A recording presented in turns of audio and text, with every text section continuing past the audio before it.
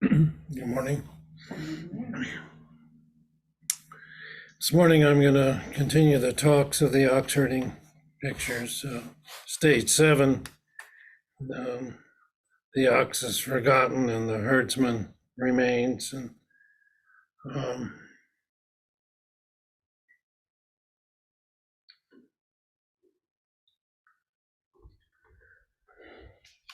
I have the picture here. I don't know if you can see it. I'll show it around. It shows the herdsman in this grass hut in the woods with the moon. I'll show it here. There's a bit of reflection. Anyway, there, I think you can see that. It says, and here it says, astride the ox you reach home, now at rest, the ox is forgotten. With the bright sun high in the sky, you're in blissful repose. Whip and tether are abandoned behind the thatched hut.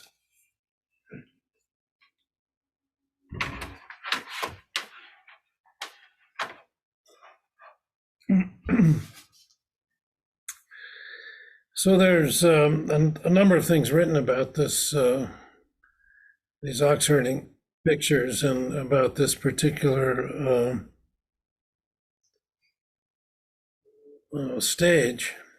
And there's a foreword to it which says, there's no duality in the Dharma, only a temporary expedient has the ox been portrayed.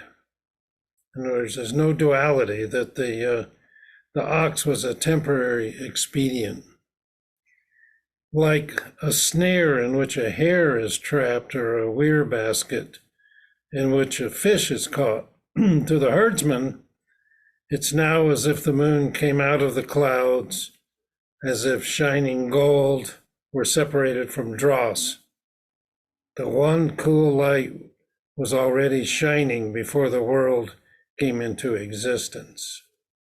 So remember, the ox represents our Buddha nature, and up to this point, the herdsman has started looking for his own true nature. And so this says only an expedient, there's no separation between one's true nature and oneself. So what are we looking for, but there's a lot of expedient means that help us in our practice, but you don't need them after if you want a canoe to cross a lake. When you get to the other shore, you don't keep carrying the canoe with you as you go on a hike, right? So we'll talk a little bit about that. So at the sixth stage, the seeking herdsman and the ox who was sought are brought back into one unity. And the awareness of the truth was one, but not yet forgotten. In the previous stage, there was still awareness of the ox, our true nature, and the herdsman assigned himself to his nature and the law of his nature. But this is not yet the real awakening, because in the unity, the ox with whom the herdsman is united still remained. Indeed, he's still somewhere in the conscious or unconscious of the herdsman. The continued presence of the ox is a deeply concealed and almost imperceptible hindrance to the herdsman's attaining real freedom. And when I last talked about these stages, I said that in stage 6, there's no more worries. And what does it mean if you don't worry? So at the 7th stage, even unity is passed through and left behind. The experience of truth won or earned is forgotten. the herdsman begins to enter the realm in which complete awakening is the same as not yet awakening. You know the famous verse of a Chinese master who said that before I awakened, mountains were mountains and rivers were rivers, and at the moment of awakening, mountains were not mountains and rivers were not rivers. And then after I had integrated my awakening, mountains were mountains and rivers were rivers. So is it the same or different? So after having gone through the fires of practice up to this point, complete awakening is the same as not yet awakened. So we have a koan which says delusion is enlightenment. That to realize this is not easily earned. And then you can turn it around and say enlightenment is delusion. So if you make enlightenment into an object, something to pursue, it definitely is delusion. So having awakened, at this point, the herdsman is independent of all that. And he's his own master between the sky and the earth. So there's a koan of Master Rinzai's where he says, in the lump of red flesh, there's a true person of no rank. She continually enters and leaves the holes of her face. She has not, she who has not yet experienced her look. So, true person of no rank.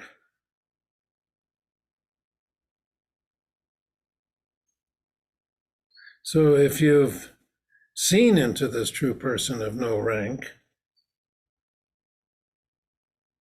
in yourself, then all beings return to oneself. Error and awakening, gain and loss, right and wrong, good and bad,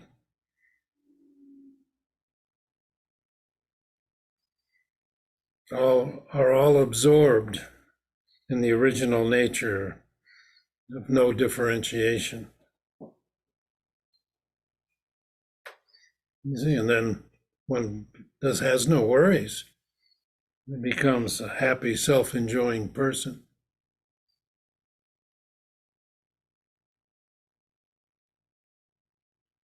So this no rank means that there's no basis upon which to depend. And if that's the case, you can't pull your rank. You can't say, because I'm the boss, I said so, you have to do it, you know. Because I'm your mother, I said so. Because I'm the clown, I get to act this way. No rank means to strip away all your credentials and see who you truly are beyond labels, ideas, and stories. So it doesn't take too long to investigate all of the common credentials we have accumulated to define who we are and to make ourselves better and distinctive from others. We have our relationships. We're daughters or sons or mothers or fathers, or sisters and brothers and friends and lovers. And if we're really special, we're grandparents or we're the teacher's pet. And then we define ourselves by our work. I'm an architect, or I'm a teacher, or a computer programmer, or a dancer, or a social worker. I'm rich.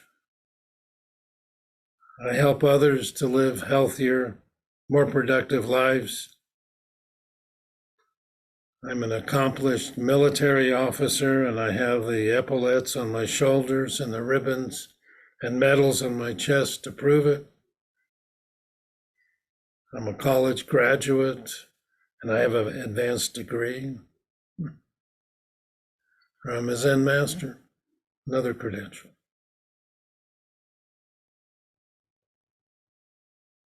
So, what would it be like if we were able to let go of these identifications? And can we even go further and let go of our identity of being male or female or other genders? How about old, young, healthy, ill, tall, short?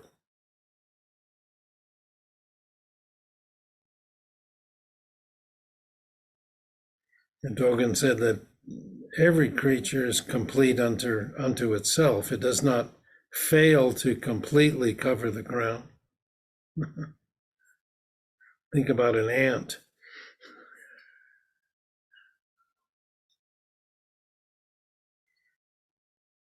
So attachment to credentials is very sneaky. The Buddha discovered this when he renounced his kingdom and tried to become an ascetic. Being an ascetic, which he perfected, became a credential. He discovered there was no lightheartedness or humor in the achievement. So, having tried the extremes of royal indulgence and yogic renunciation, he finally gave up. And under the Bodhi tree, he discovered the middle way, a path and practice that anyone could follow, whether Brahmin or untouchable, male or female or other.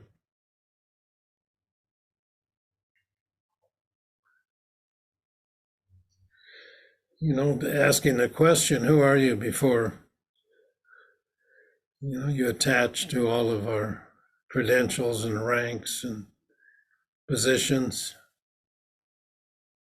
It's a good thing to reflect on. It's like the sixth ancestor said to Monk Myo, prior to thinking good and evil, what is your original face? And sometimes we say, what's your original face before your parents were born?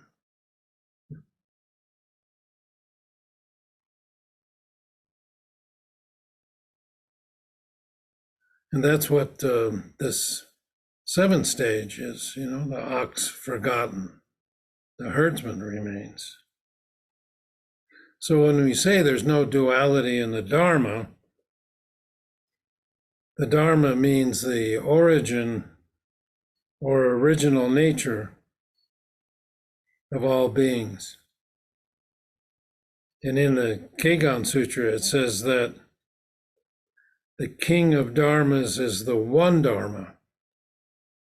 In the Hokke Sutra, it says that in the whole world of beings, only the one dharma rules, not two, not three.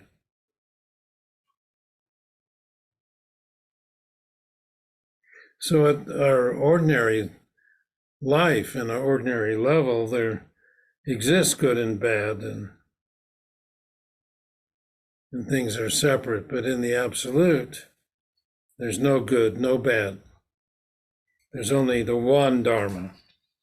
And the ox and the herdsman have become one in this original nature. And the Buddha nature begins to shine, being one, where there is no difference. So the ox is depicted and revered only in passing as an indicator of the way, whose role is to point to our own original nature. Although there is no dharma in the absolute, a dharma and an ox are mentioned in our stages of practice. The ox is compared to a snare or a weir basket. they are superfluous when the hare and the fish have been caught. So the words, the ox is forgotten, the herdsman remains, are not intended to express anything else.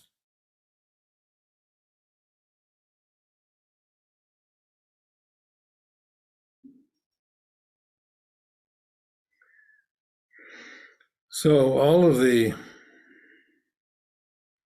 teachings, including this talk, are like the finger pointing at the moon. So we have to remember that, not get too stuck in any one position. And the koans which we practice in our tradition are merely the stone with which one passes through the gate to the house that is home.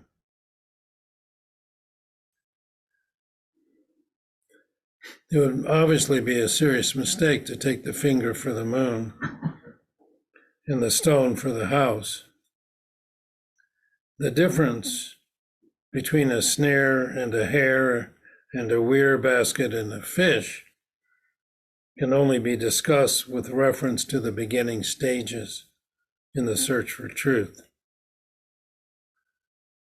The region of the original nature of truth has the same meaning as a true person of no rank,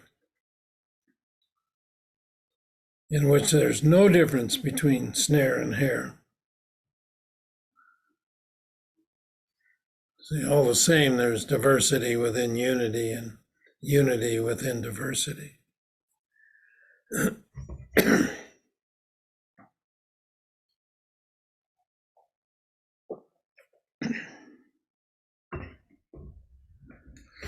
The saying about moon and gold is from the Ryogan Sutra. So when we're caught in error, the gold of our heart is mixed with dross. Dross is kind of when gold is melted, that's the impure stuff that comes out. And the moon of our heart is hidden by clouds. However, the herdsman, in accordance with his great vow, has courageously hammered at himself through innumerable sutras and koans, countless times, suffering the blows of arising and continually throwing himself into the raging fire of his practice, of the teachings, and now he's come to his original home. Having returned, dross and clouds have disappeared, or rather, they've been brought back with gold and moon into the original unity. There's a Zen saying that the clear wind cleans the bright moon. The bright moon cleans the clear wind. The dross and the clouds have been purified. It says in the sutras that that which is impure cannot be made pure. So how can the scum be purified? At this stage, all of us must cry out for help and beg the herdsman to save the lives and to liberate all beings.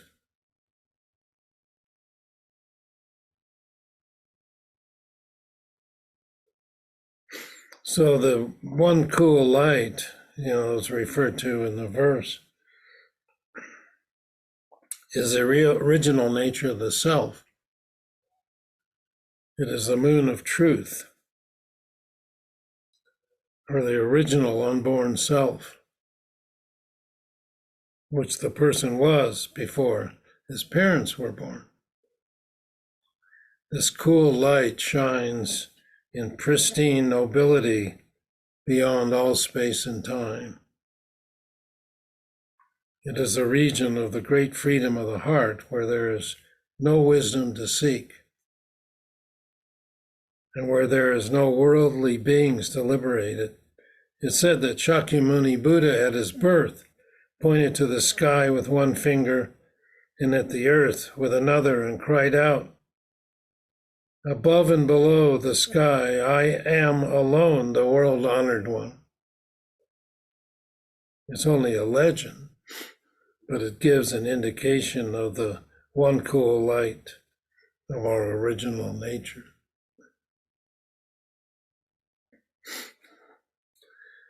So there's a poem on the stage, relating to this stage. I'm going to read. It says, "The herdsman has come home on the back of the ox. Now there is no ox any longer. The herdsman sits alone, quiet, and at leisure.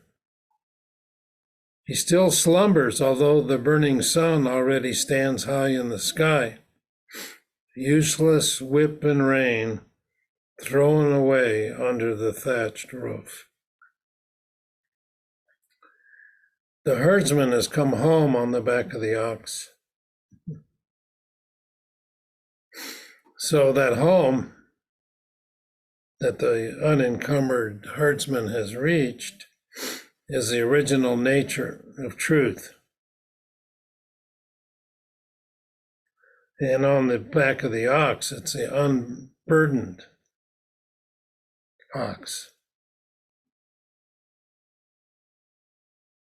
In other words, the beginning awakening has now disappeared, and the herdsman, or the original nature of truth, sits quietly alone at leisure. In relation to the training, it means that the herdsman has grasped the original non-difference of passion and wisdom, birth and death, and nirvana after continual efforts. There is nothing more to receive, nothing more to throw away. All beings have returned unto the original self. Everywhere is home. All the old koan sutras and collections of sayings have been transcended. There's no Buddha to search for above, and there are no beings to liberate below. This is a stage of the true person at her ease who has left all learning behind her. So that's the first line of the poem. Now there is no ox any longer. The herdsman sits alone, quiet, and at leisure. In this context, Master EQ wrote, "As long as I did not want to forget, I continually forgot. Now that I've forgotten, I do not forget any longer."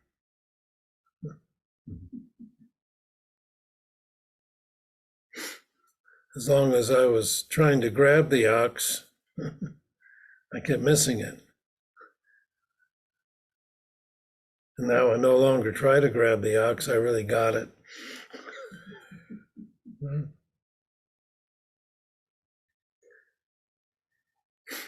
Yeah.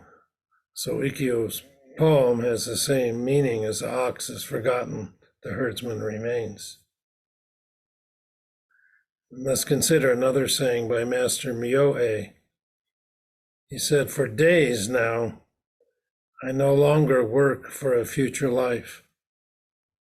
I hand over everything to breathing in and breathing out. No longer striving. Just repose in the breath." So the next line of the verse says, "He still slumbers, although the burning sun already stands high in the sky." So the herdsman sleeps in his hut, free of worry or care, though the sun already stands high in the sky.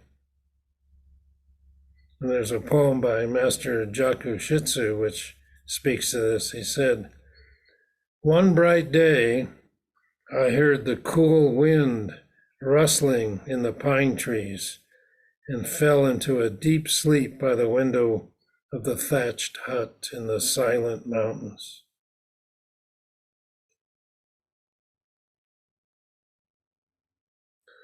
And Master Ikkyu said, "Joyfully, I live in the home of the great sky. I want to take a nap and rest my head on Mount Sumeru." Sumeru is the center of the universe, according to their mythology. And repose reigns. It's not the consequence of indolently doing nothing, but the fruit of long and hard exertion. But nonetheless, the herdsman must not remain here. After all, what number is this? It's the 7th. There's 10 ox-herding pictures. So the story continues.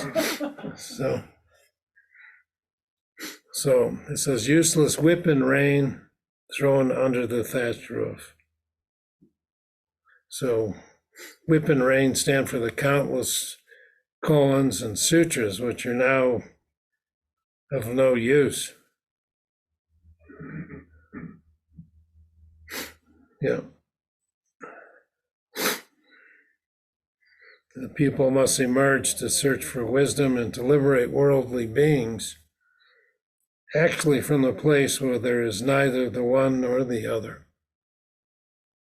So remember to keep not only sutras and koans, but all learned texts and even potato peels.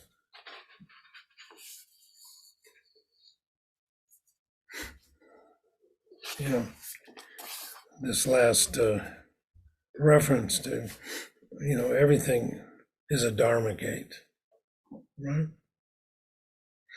So reminded of the expression from the Diamond Sutra. It says, dwelling in no place, raise the Bodhi mind. Bodhi means wisdom. Dwelling in no place, raise the mind that seeks for the enlightenment of oneself and others. So, and that's in this stage, that's where the herdsman is dwelling in no place, attached to nothing. But still, the path continues. So.